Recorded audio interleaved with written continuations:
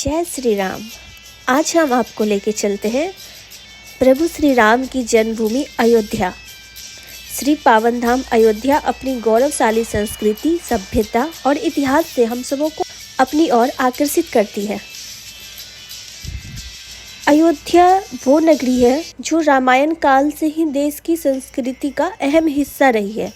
आपको प्रभु श्री राम की जन्मभूमि अयोध्या के दर्शन और यात्रा की संपूर्ण जानकारी इस वीडियो में मिलेगी, जैसे कि अयोध्या कैसे आना है, कौन से बेस्ट होटल और धर्मशाला में रुकना चाहिए, यहाँ पर खाने पीने की क्या व्यवस्था है और अयोध्या में आप कौन कौन से मंदिरों के दर्शन कर सकते हैं। साथ ही पर पर्सन कुल खर्चा कितना आएगा, ऐसी कंप्लीट इन्फॉर्मेशन आपको इस वीडियो में मिलेगी। तो आप वीडियो को पूरा जरूर देखें। तो चलते हैं अयोध्या घूमने। अयोध्या सरयू नदी के तट पर बसी हुई है। सरयू नदी का उल्लेख प्राचीन महाकाव्य रामायण में मिलता है। ये इतनी पवित्र मानी जाती है कि मानो इस पवित्र नदी में स्नान करने से जाने अनजाने में हुए पाप धुल जाते हैं।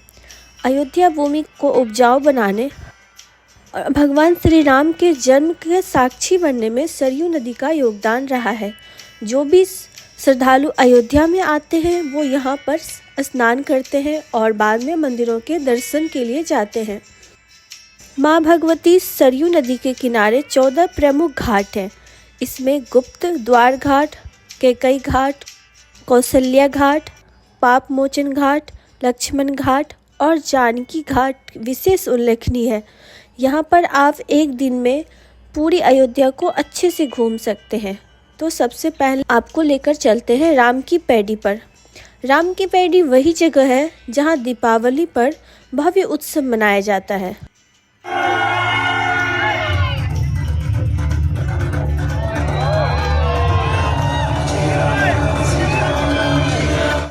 यहाँ की दिव्यता और भव्यता को देखकर आप दंग रह जाएंगे। राम की पैड़ी को बहुत ही खूबसूरती से बसाया और बनाया गया है। पास में ही बहुत ही प्यारा सा गार्डन भी बनाया गया है, जहाँ पर आप कुछ देर बैठकर सुकून व्यतीत कर सकते हैं। यहाँ पर आपको बहुत ही ज़्यादा शांति मिलेगी, तो आप यहाँ पर कुछ समय ज़रूर बिताएं। पूरे घाट पर विशाल मंदिर बने हुए हैं। उन्हीं में से प्रमुख यहाँ का नागेश्वर महादेव मंदिर स्थापित है। इस मंदिर को भगवान श्री राम के बड़े बेटे कुश के द्वारा भगवान नागेश्वर नाथ जी का प्राण प्रतिष्ठा की गई थी। नागेश्वर महादेव मंदिर में दर्शन करने के बाद पुल पार करके 100 मीटर की दूरी पर अब हम आ जाएंगे लता मंगेशकर चौक। यहाँ पर 40 फीट की विशाल वीणा स्थापित है और ये मुख्य चौक है। यहाँ से 1 किलोमीटर की दूरी पर जाएंगे हनुमानगढ़ी पर, जहाँ आपको ई रिक्शा मिल जाएगा। 10 रुपये की किराया देकर हम आ जाएंगे यहाँ पर दर्शन करने के लिए। यहाँ की ऐसी मान्यता है कि राम जी की दर्शन करने से पहले हनुमानगढ़ी में हनुमान जी की दर्शन करना चाहिए। इसे यहाँ का प्रवेश द्वार भी कहा जाता है। यहाँ आसपास में ही सब मुख्य स्थल बने हुए हैं। यहाँ पर बहुत सारे प्रसाद और फूल मालाओं के दुकान बने हुए हैं। यहाँ से आप फूल माला प्रसाद लेकर 76 सीढ़ी चढ़कर आप हनुमान जी के अलौकिक दर्शन प्राप्त कर सकते हैं। जब प्रभु श्री राम ने अपनी जीवन लीला का समापन किया और वैकुंठ लोक की ओर जा रहे थे, तब राम जी हनुमान जी को अयोध्या रामकोट की रक्षा के लिए आदेश देकर गए थे और तब तक हनुमान जी यहाँ पर बैठकर पूरी अयोध्या की देखभाल कर रहे हैं और इसीलिए हनुमानगढ़ी ऊंचे टीले पर स्थित है। मंदिर में हनुमान जी माता अंजनी के गोद में बैठे हुए हैं। ऐसा कहा जाता है कि लंका दहन और रावण पर विजय प्राप्त करने के बाद में जब राम जी अयोध्या वापस आए थे, तब से हनुमान जी इसी स्थान पर विराजित है। इसीलिए इसे हनुमान कोट कहते हैं और यहाँ की दीवारों पर हनुमान चालीसा लिखे हुए हैं। साथ ही हनुमानगढ़ी के बिल्कुल सामने रामकोट मंदिर बना हुआ है। कहते हैं कि किसी समय में ये अयोध्या का सबसे ऊंचा मंदिर गिना जाता था। रामकोट यानी कि किला, राम जी का किला। ये राजद्वार मंदिर है।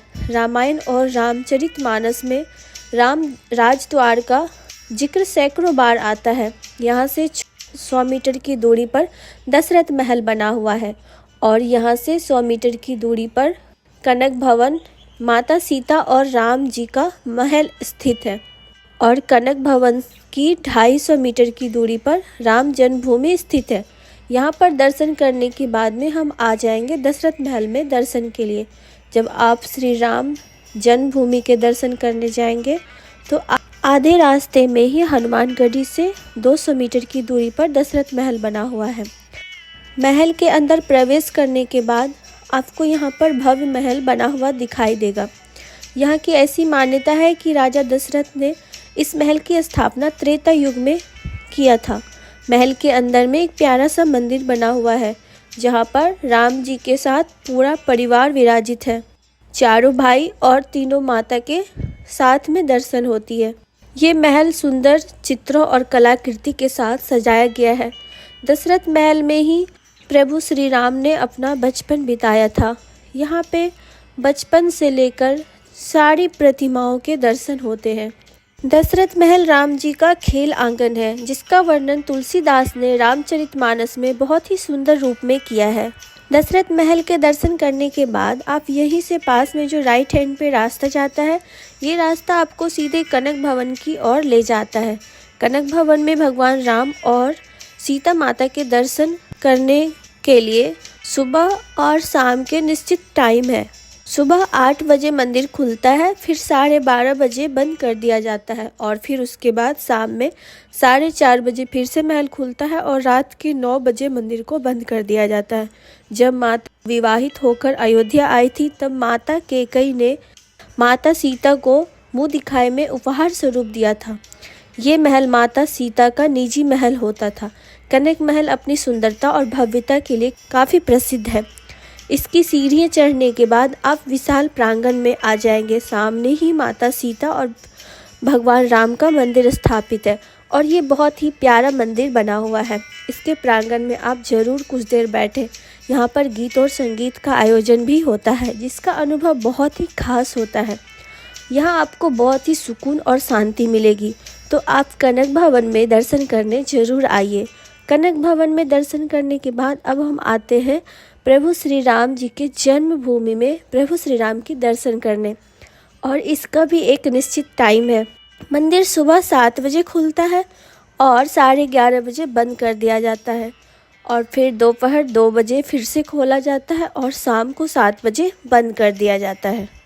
पूरी दुनिया इस मंदिर के इतिहास को जानती है, कैसे मुग़ल शासकों के द्वारा इस मंदिर को नष्ट किया गया था। 1528 में इस मंदिर को तोड़कर उसी मलबे से उसके ऊपर बाबरी मस्जिद को बना दिया गया था। उसके बाद कई राजाओं और वीरों ने राम जन्मभूमि पर अपना अधिकार पाने के लिए कई लड़ाइयों का सामना किया और आज भी कार्यशाला में राम मंदिर का वो ढांचा रखा हुआ है जिसे सच करने के लिए कई कार सेवकों ने अपना बलिदान देकर अंत में लंबे विवाद और सैकड़ों वर्षों के इंतजार के बाद माननीय सुप्रीम कोर्ट के 5 जजों की बेंच ने पुनः राम मंदिर का ऐतिहासिक फैसला सुनाते हुए 9 नवंबर 2019 को मंदिर के पक्ष में फैसला सुनाया और अब यहां पर विश्वविख्यात राम मंदिर बन चुका है जिसकी भव्यता और विशालता बहुत ही अलौकिक होने वाली है। वर्तमान सरकार की देखरेख में इस मंदिर का निर्माण बहुत ही जल्द पूरा होने की कगार पर है। बस इंतजार है 22 जनवरी 2024 का। 22 जनवरी 2024 को प्रभु श्री राम के इस अलौकिक दरबार का भव्य उद्घाटन होने वाला है और मुख्य गृह में राम जी को स्थापित किया जाएगा। तो हम चलते हैं राम जी के दर्शन करने के लिए। मंदिर के अंदर मोबाइल, घड़ी, पर्स कुछ भी सामान नहीं ले जा सकते। अपने साथ सिर्फ आईडी कार्ड और कुछ पैसे ले जा सकते हैं।